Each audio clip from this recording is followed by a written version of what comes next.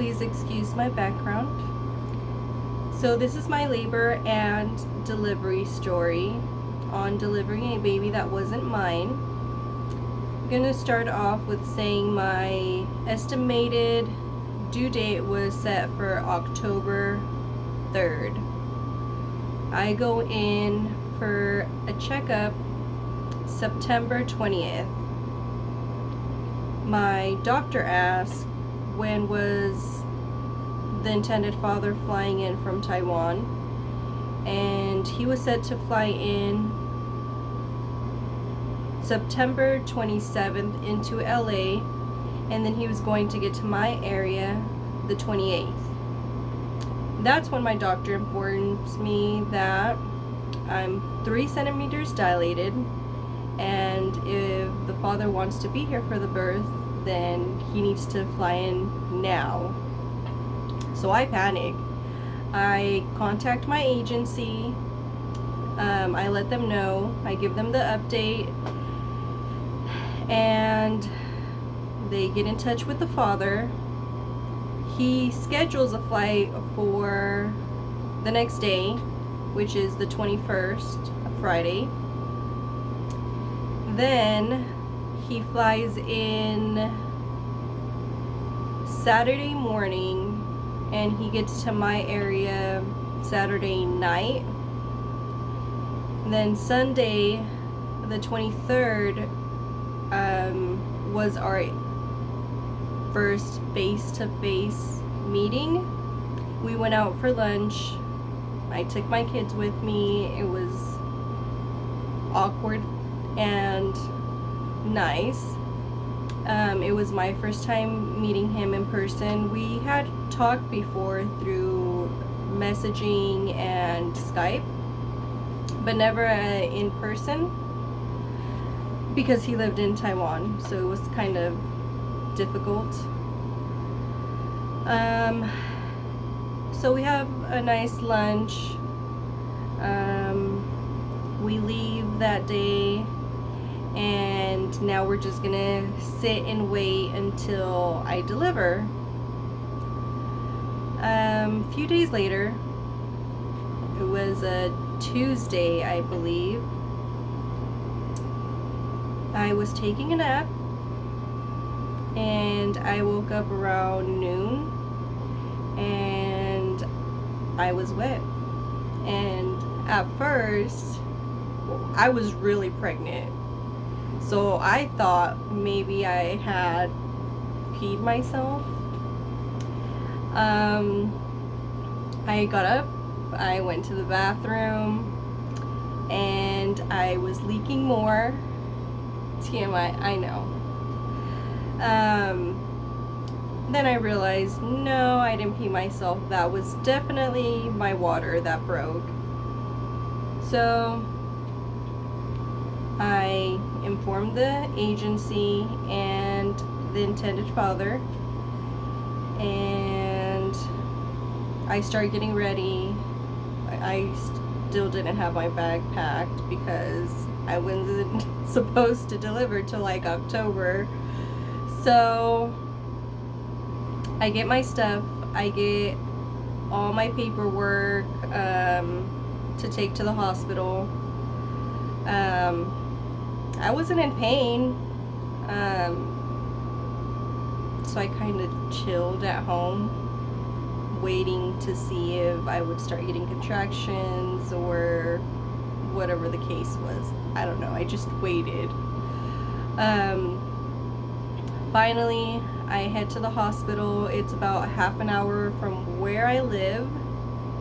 So I end up getting there around 2 p.m., 2:30, I want to say. I was in no rush because I wasn't in any pain.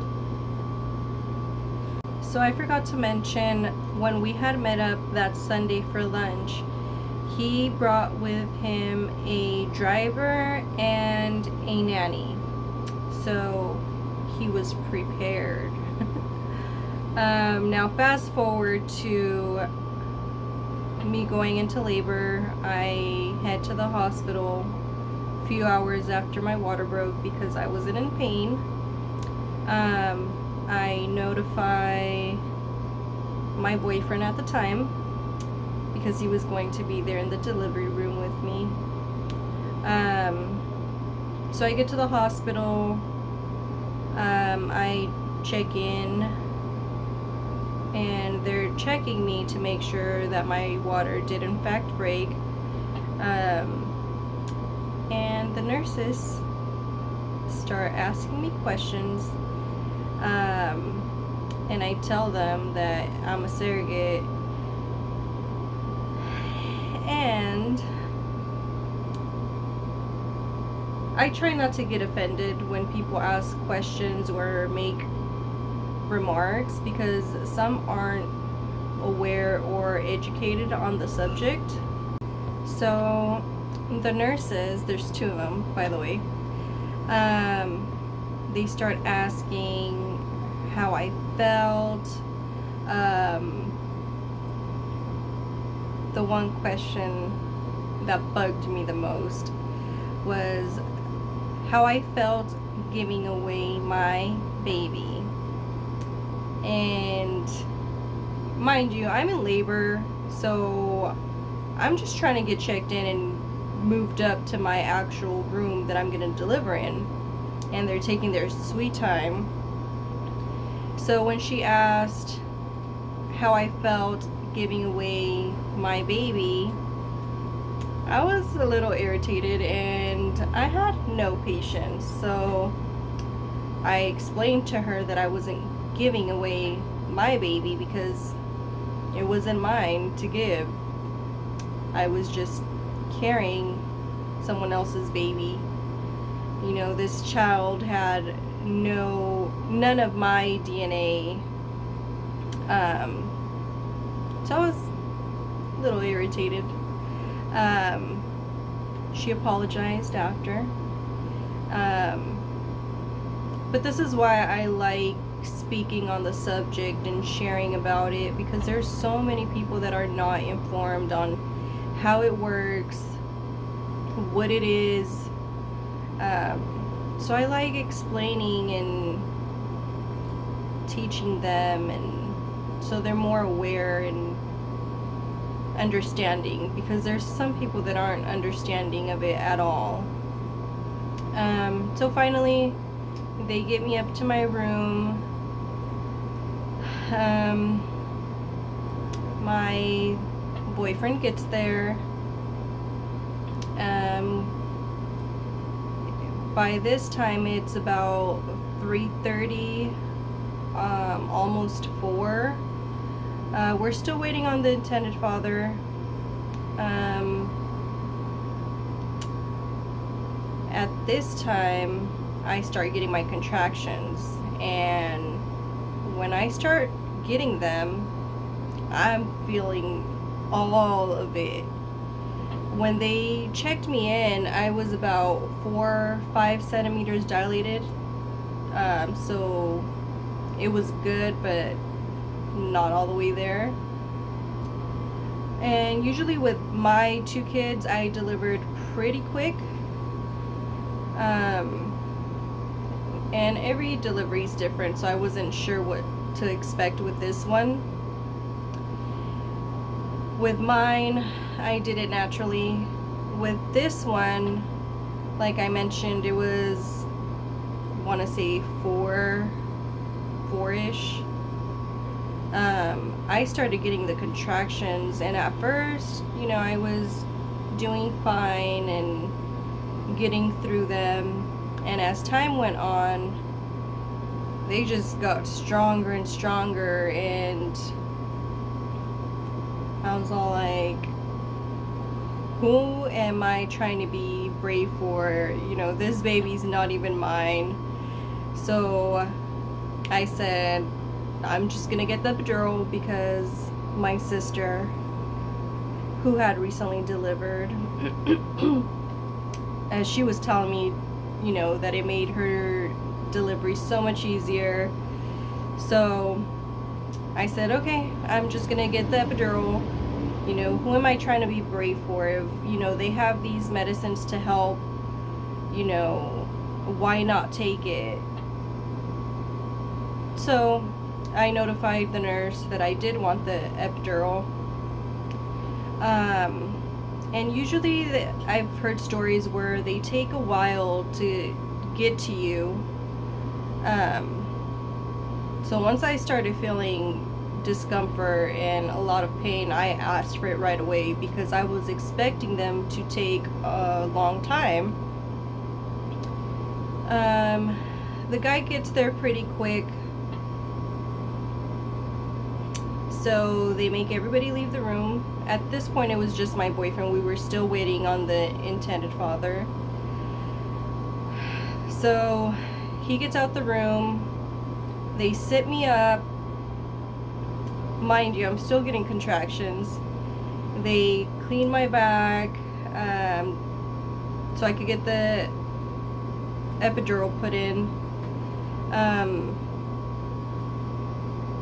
It is the most uncomfortable thing getting the epidural because you're sitting in a position and you're still getting contractions. That's not stopping. And they tell you not to move. I myself, when I get contractions, I usually turn or try to get into a position where I'm comfortable and it eases the pain. But when you're getting this, you can't move at all. So that was the worst thing ever, not being able to move. You have to just breathe through them. So I'm in the position to get the epidural. Let me see if I can show you. So they give you a pillow and you have to hunch your back and you're hugging a pillow. But when you're doing that, you're like this and you're pushing down. So mind you, you're getting contractions, and with every contraction the baby's moving lower, and just being in this position and putting pressure kind of helps them move down more, in my opinion. So he goes in to put the epidural into my spine, and at this point he had already numbed it. I felt it and it hurt, and I felt it tug in my spine. Like each time he was pushing it up, it was tugging and it hurt so bad. And I've never had an epidural, so I wasn't sure what it's supposed to feel like. I've heard stories where they say you don't feel anything. That hurt. So I screamed and I said, ouch, it hurts. And the guy said, oh, you can feel that? And I said, yes, it hurts. He pulls it out and he tells me this isn't the catheter that I usually use. This one's more stiff than the other ones, and we're currently out. So he takes it out, and as he's telling me that it's not the one he usually uses because they're currently out of the other one, he proceeds to try and put it back in. And again, I felt the tugging and the pain.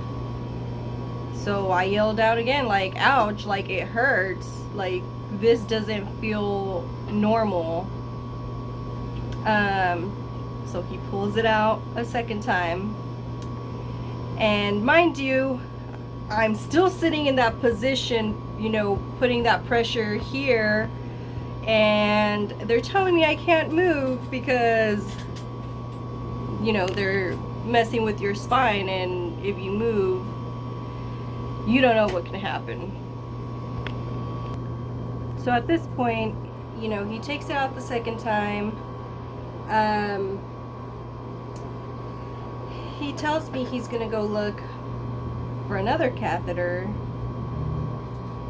and I'm left, to sit in that position while he goes and runs around the hospital to look for this catheter.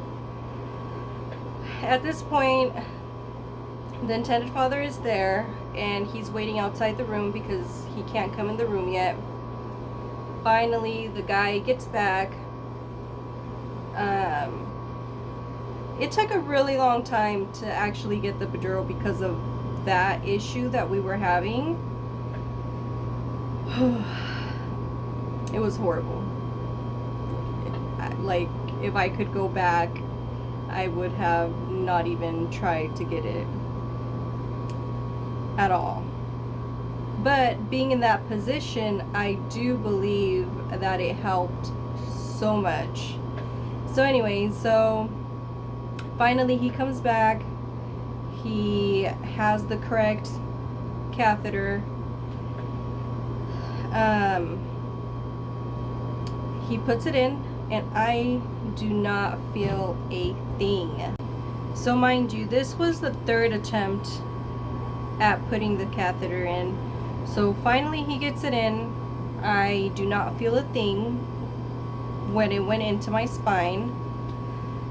So I was like, oh, this is what it's supposed to feel like. Nothing, right? So I get the epidural, and once they actually put the medicine in, that numbs you, I got really, really shaky. I don't know how to explain it.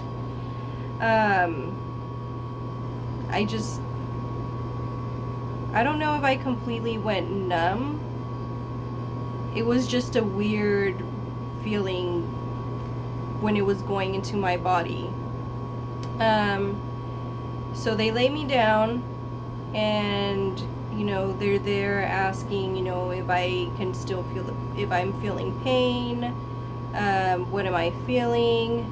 At this point, I was feeling a lot of pressure.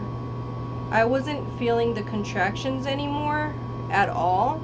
It was more of that pressure, and I think those who have gone through labor know that towards the end, when you're getting ready to actually deliver, I think that the pressure and the discomfort is more overwhelming than the actual pain.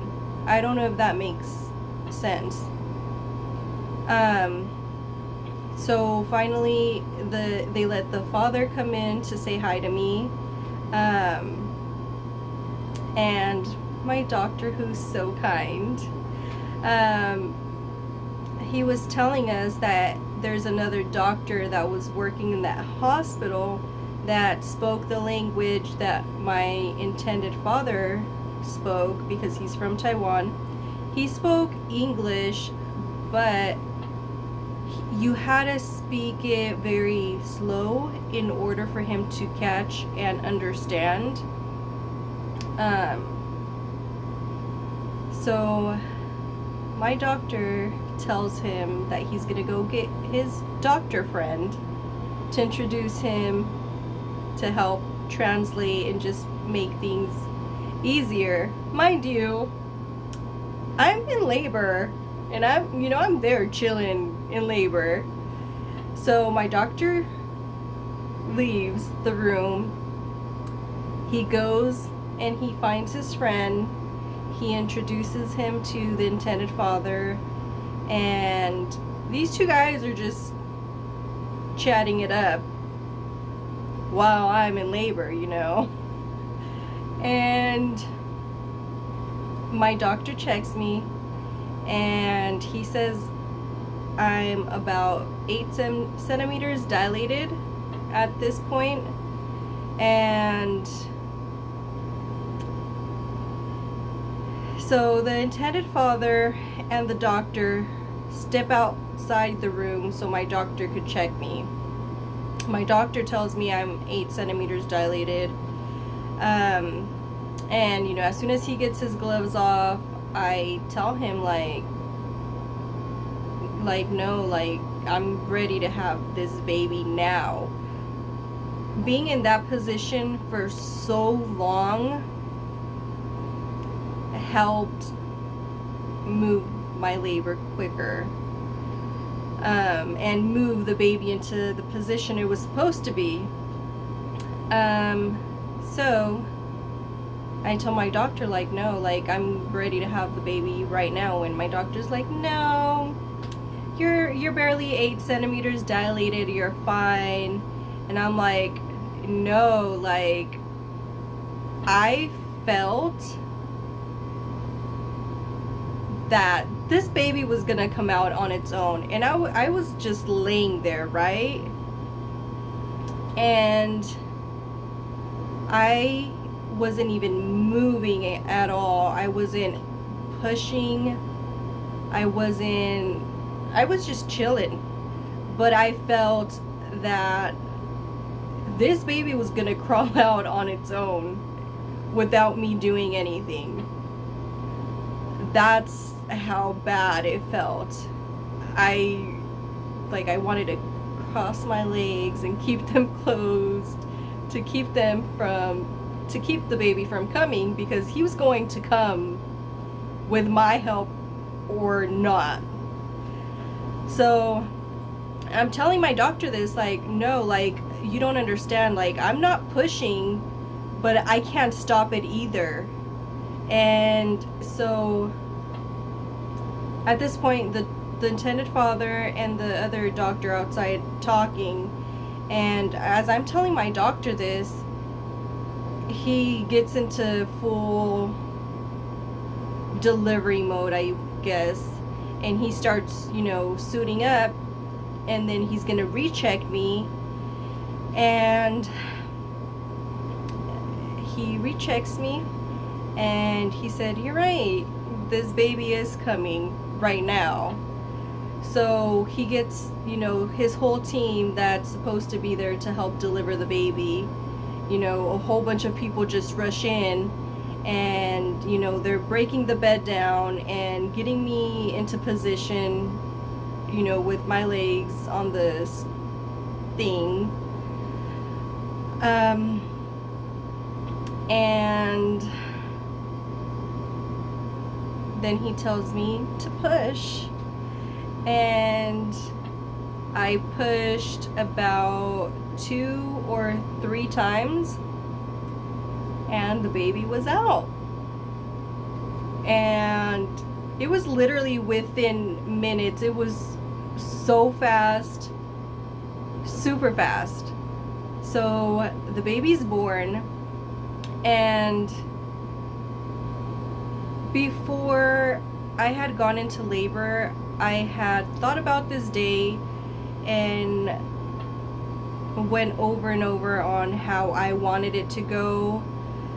I wasn't attached to the baby when I was pregnant. Like, whenever I felt it move, there wasn't any connection as if it was mine. But I felt that with mine when I was pregnant as well. I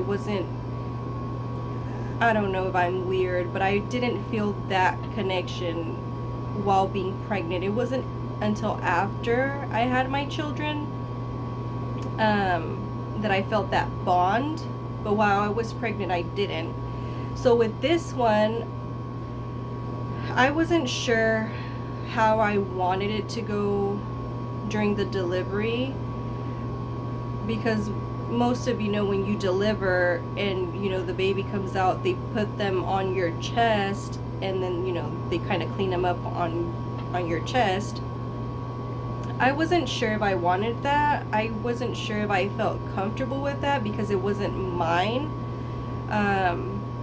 And throughout my whole pregnancy I was fine. I knew he wasn't my child. So I wasn't sure if I wanted them to put the baby on my chest. I just wasn't sure. But when the baby came out, They put him on my chest, and it was a sweet moment for me. Looking at the child, obviously you could tell he wasn't mine, but knowing that I helped carry him and the whole process, it was a long process, and it was finally over. Like,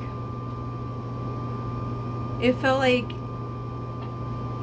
it went by so fast, and all the struggles and all the bumps in the road that we went through, because it was difficult, and he was here and it was over. Like, it was like my mission was complete, and I'm there taking it in.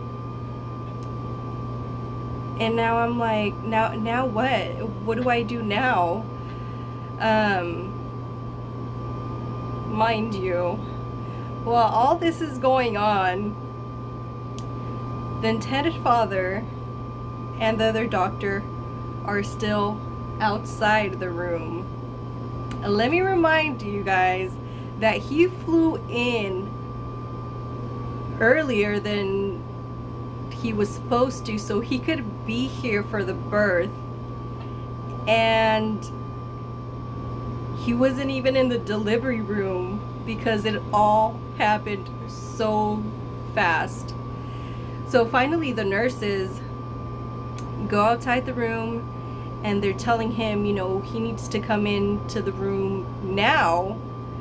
And he goes in, and at this point I have to deliver the placenta, and they had taken the baby to clean him up. So the guy walks in in a panic because he doesn't know what's going on. Like I said, this all happened within minutes. It was all so fast. So he walks in and he looks at me, and the nurse tells him, like, no sir, like, your baby's over there.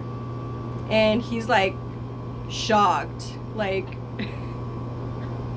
I felt so bad because he missed the delivery.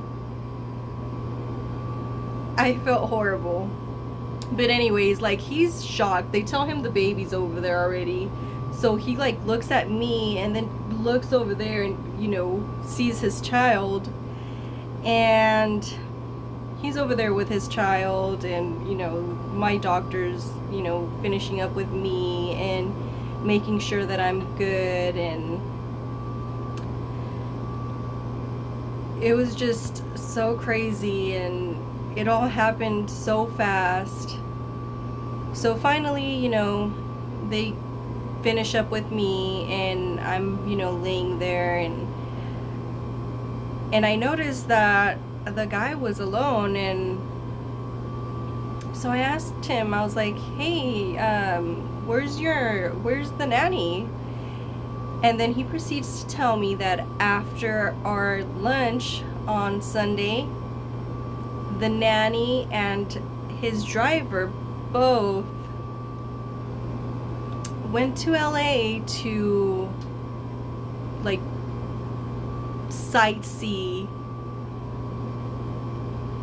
because they weren't expecting me to go into labor so soon.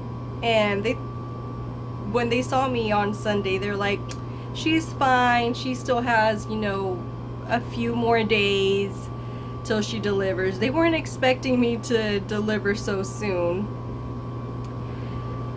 So his nanny and his driver weren't even there, and all the nurses were, you know, admiring the baby and telling me how cute he was. And after I got moved to my recovery room, so I had my own room, and the father and the baby had their own separate rooms. We weren't in the room together. And the nurses, you know, came and told me that. It was so funny because the guy didn't know what to do. Like, he was like lost and confused. Like, he didn't know how to hold the baby. He didn't know what, you know, what he was supposed to do. And I understand, because in his mind, the nanny was going to be there to help and take over and, you know, do all that stuff.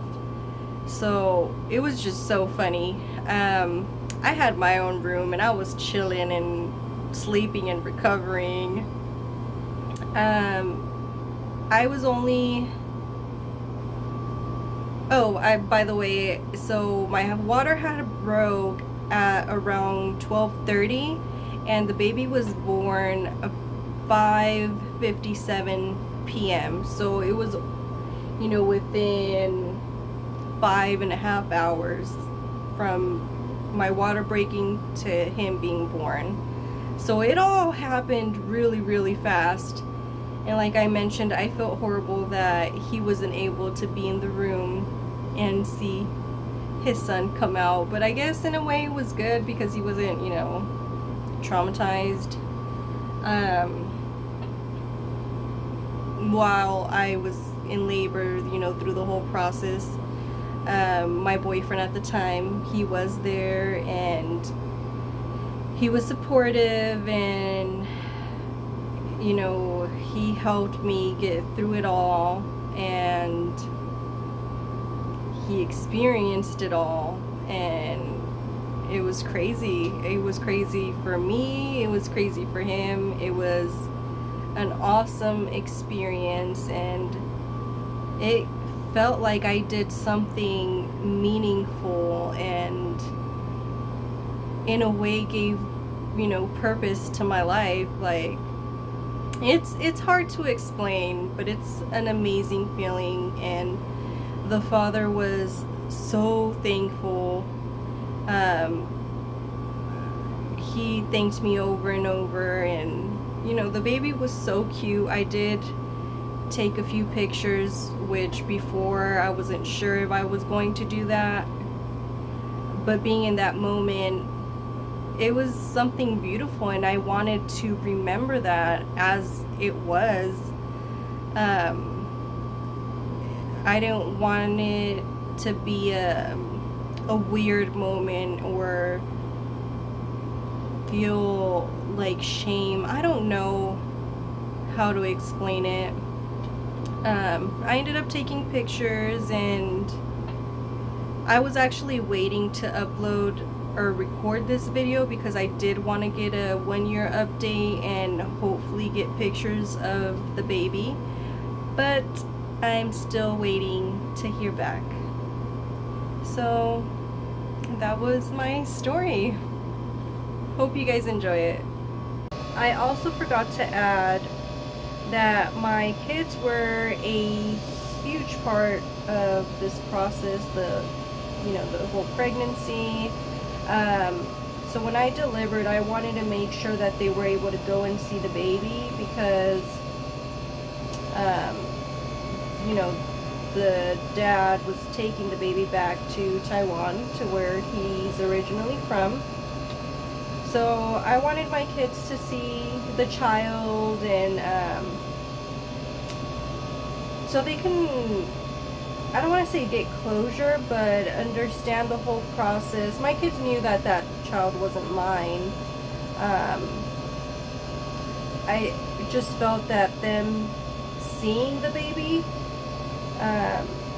would just bring everything full circle, and it would just make things easier. So I will be adding pictures from our initial meeting and from my delivery. Hope you guys like them.